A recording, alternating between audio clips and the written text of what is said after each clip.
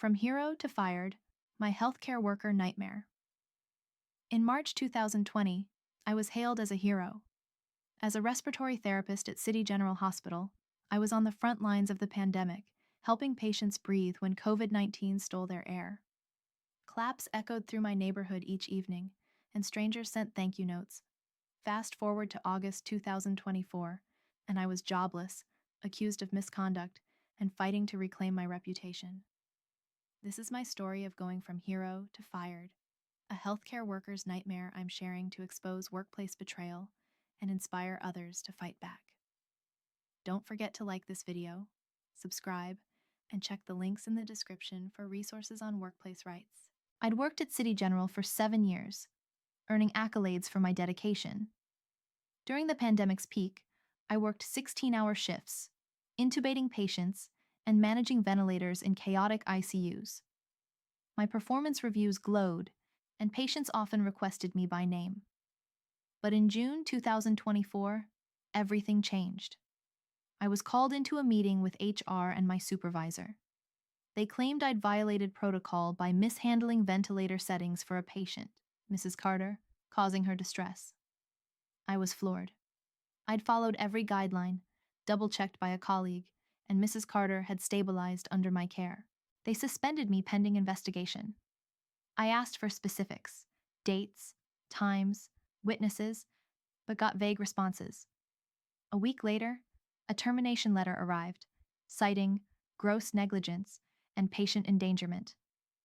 Worse, they reported me to the state licensing board, jeopardizing my career. The accusation? I'd allegedly adjusted Mrs. Carter's ventilator without physician approval, risking her life. It was a lie. I'd consulted the on-call doctor, and the settings were documented correctly in her chart. Why the false claim? I later discovered the hospital was facing a lawsuit from Mrs. Carter's family over unrelated staffing issues. Pinning blame on me deflected attention from their systemic failures. The betrayal stung. I'd risked my health during the pandemic, even contracting COVID-19 myself. Yet now I was a scapegoat. The emotional toll was brutal. Sleepless nights, panic attacks, and whispers from former colleagues who assumed I was guilty. My savings dwindled as I hired a lawyer to fight the termination and protect my license. We demanded hospital records, including Mrs. Carter's chart and shift logs. The hospital resisted, citing privacy concerns, but my lawyer filed a formal discovery motion. Meanwhile, I faced judgment in my community.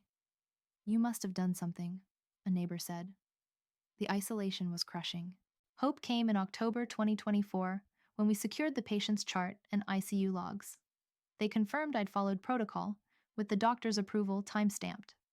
A nurse who'd worked that shift provided a sworn statement backing me up. Even Mrs. Carter's daughter, whom I contacted through my lawyer, said her mother spoke highly of my care. Armed with this evidence, we filed a wrongful termination lawsuit, alleging defamation and lack of due process. The hospital tried to settle quietly, but I refused.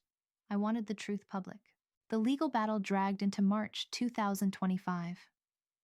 The hospital's lawyers painted me as reckless, even questioning my mental stability post-COVID.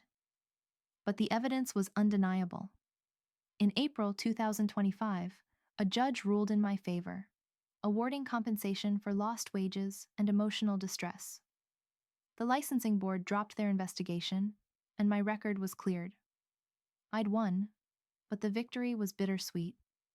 I'd lost my passion for hospital work, my trust in institutions shattered. I now work in a private clinic, but the scars remain.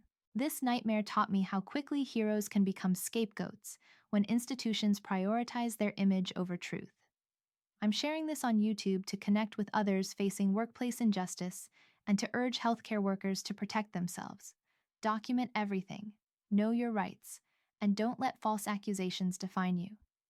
If you're in a similar fight, you're not alone. Keep pushing forward. Please like this video, subscribe for more stories, and check the links in the description for legal resources and support groups. Your support helps me spread this message and heal from this ordeal.